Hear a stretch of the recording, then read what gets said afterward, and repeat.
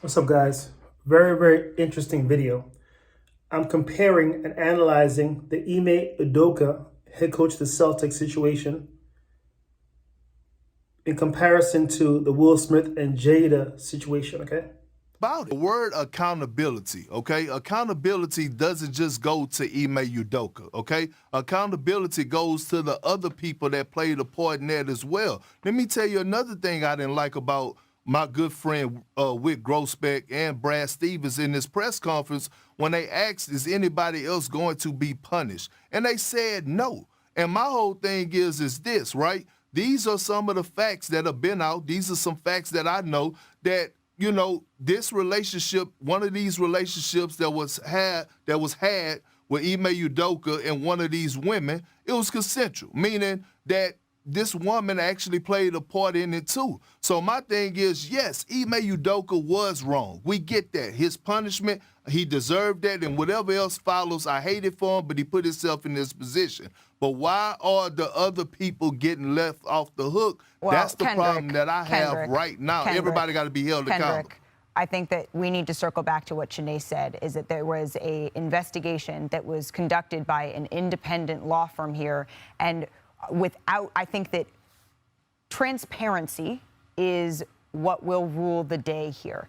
And so without having all of the information, it is unfair and irresponsible of us to go and to speculate on that, because what we have to... Well, I'm not speculating. Sure. I have the information. I'm not speculating. But what we have to go with here is the fact that an independent law firm came in, did this investigation, and the facts that they were presented, they came to the conclusion that Ime Udoka violated a policy that warranted a 1-year suspension. And I share your frustration with the lack of transparency, while understanding that there is some things that they need to, from a legal perspective, keep private.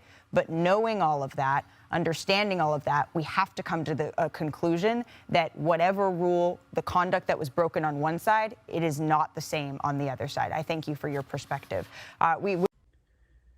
There's a lot of bullshit going on over here, a lot of lack of accountability, and unequal consequences, unequal circumstances here, where there's no accountability on the part of the women involved in the situation.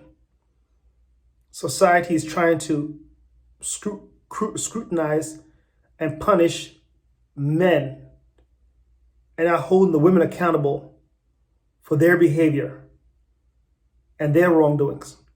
As you can see from the video, now the agenda is to shut down and to crush masculinity. Malika Andrews, ESPN, clearly disrespects Kendrick Perkins, cuts him off, dismisses what he says, even though what he said was factual. The head coach is getting punished, but the other individual females, the females in the Celtics organization, their names are not being mentioned, and they're not being punished with him for breaking the Boston Celtics organization's code of conduct. And Malika Andrews is clearly, as you can see from the video, defending the women and trying to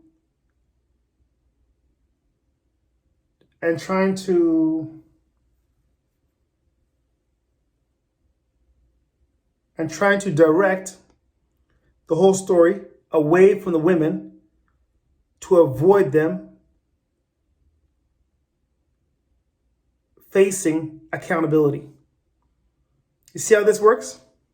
So she dismisses Sam Perkins, cuts him off, disrespects him, and protects the female suspects who have committed the same broken the same code of conduct as the Celtics head coach. Wow.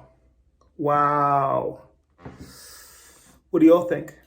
Malika Andrews may have shut down Sam Perkins. I'm not really crazy about Stephen A. Smith, but in this one situation, I give Stephen A. Smith my firm respect because he shuts down Malika Andrews and sticks with his guns. He kind of backpedals, but he puts her in her place emphatically. Listen. Given to you. What's your reaction now after hearing the press conference? Well, Molly, thank you. If I could first start with this. Stephen A., with all due respect, this is not about pointing the finger. Stop. What became apparent to me in this press conference is that we do not have all of the information here. And it was frustrating to me that the Celtics declined to elaborate or to give more specifics about what exactly the rule breaking was that led us to this point. So that I just want to get that out of the way first. But to answer your question, Molly, I think what stood out to me, I think what stood out to me is that Brad Stevens, he was upset. That's what stood out to me about what he termed rampant Twitter BS is the word that he used, that women were unfairly dragged into this within the Celtics organization. You could see that Brad Stevens was visibly upset about this. And I also found that to be gross and unnecessary, that folks were bringing in the names and the images of women that is just not a fact, that was purely speculation.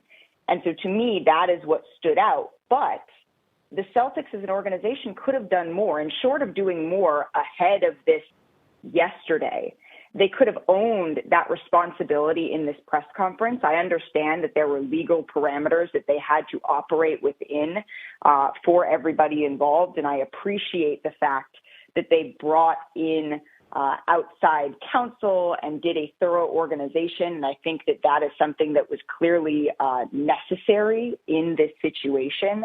But the fact that it was able to go on all day, the fact that we are sitting here debating whether somebody else should have been suspended or not, we are not here, Stephen A., to further blame women. That is not why we are here. First of all, let me be very clear. I don't appreciate where you're going with that. I'm not blaming anybody but Ime Udoka. He deserves, the fact of the matter is, I've said he deserved to be fired if they were going to fire him. If you're not going to fire him, then don't fire him. My issue is all of this being publicized. The point that I'm trying to make is just like you're not mentioning. Excuse me. I listened to you. You're the one telling me to stop on my show. It ain't happening. Okay, that's number one. Number two, I've already said he deserves to be fired, or he deserves to be there and handle it internally and privately. If you're not going to handle it privately, if you're going to publicize it in that fashion, then obviously it provokes everybody wanting to know, okay, well, who are the parties involved? When you have Amina Smith in Boston and other women pointing out the fact that there were women who were wrongly implicated in all of this, it's a disservice to them. I didn't come out with the report about a consensual relationship. I didn't come out with the report ahead of time leaking that they were going to suspend him for the year. They did that. And my point is, considering how pervasive this kind of stuff has existed in professional sports for many years, my whole point is that, excuse me, make sure that you handle it in the same fashion it has always been handled. You could have fired him, and then we could have at a time leaking that they were going to suspend him for the year. They did that. And my point is, considering how pervasive this kind of stuff has existed in professional sports for many years, my whole point is that, excuse me, make sure that you handle it in the same fashion it has always been handled. You could have fired him, and then we could have speculated till the cows come home, but he's gone. But to keep him there, keep him employed, but in the same breath, suspend him for a year, then also that year is indefinite. That is the issue that I have. Nobody's trying to protect Ime Udoka, and certainly nobody is trying to protect, is to excoriate the women involved or anything like that. I'm talking about how things of this matter are usually handled from an HR perspective, from an organizational perspective. That is not consistent with what we have seen throughout the years. That is the only point that I was trying to make. I'm not trying to attack anybody. And if anybody deserves to be attacked, it's Ime Udoka for putting himself in this position. I've made that very clear. I'm just talking about you got owners and everybody else. They know the kind of stuff that's going on. You didn't say anything about anybody else. I'm not talking about you. I'm talking about them. They didn't say anything about everybody else all the other times this stuff has happened. But now when it comes to him, it's all over the place. That is my issue. That is my only issue. I appreciate that, Claire. Wow, did you see that footage? You see Sam Perkins, who eloquently, respectfully stated his opinion. And did you see how fast Malika Andrews attacked him? Hostile voice. Without listening to what Sam Perkins said, jumped on the defense mode to defend women, to dismiss his point. Did you see? She tried the same tactics with Stephen A. Smith, trying to twist his words to reintroduce his narrative, to change Stephen's narrative. But Stephen A. Smith still has masculinity in him, still has discernment, and put Malika Andrews in her place. Let's think about the Will Smith, Jada Pinkett situation. It's the same deal. Jada's a demon. She's out of control. She's not a good partner. She's humiliating her husband. Not one female, not one feminist group or female group came out to attack Jada on her behavior and her abuse and constant embarrassing of her husband. Not one woman. So this goes to show you that the movement now, the feminists, will defend women at any cost, right or wrong, and will publicly, with these platforms, look to humiliate men who try to state the truth, which which focuses on equal scrutiny, where both men who are wrong and women who are wrong are both held accountable. Isn't that what feminists fought for? Equal rights? What's so equal about this? You have a Boston Celtics coach being punished, being held accountable.